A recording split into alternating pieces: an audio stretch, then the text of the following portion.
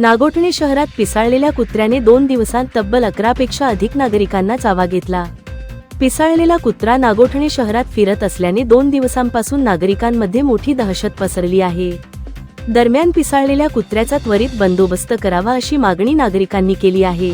नागोठणे शहरातील कोळीवाडा येथील 2 इसमांना तर रामनगर येथील 2, मीरानगर व मोहल्ला भागातील 6 तर शांतीनगर येथील एकाला कुत्र्याने चावा घेतला। यातील 3 ते 4 जण गंभीर जखमी झाल्याने त्यांना अधिक उपचाराकरिता अलिबाग येथील जिल्हा सामान्य रुग्णालय येथे पाठविण्यात आल्याची माहिती मिळत आहे।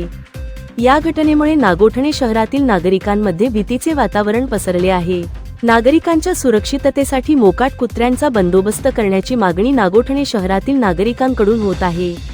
नागोठणे शहरात मोकाट कुत्र्यांची संख्या मोठ्या प्रमाणात वाढली असून शहरातील विविध भागात मोकाट कुत्रे फिरत असतात। हे कुत्रे नागरिकांच्या अंगावर धावून जातात। परिसरात फिरत असलेल्या मोकाट कुत्र्यांमुळे नागरिकांमध्ये भीतीचे वातावरण निर्माण झाले आहे।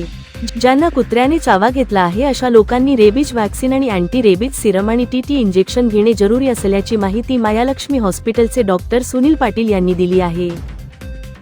जनोदय करिता ब्युरो रिपोर्ट, नागोठणे।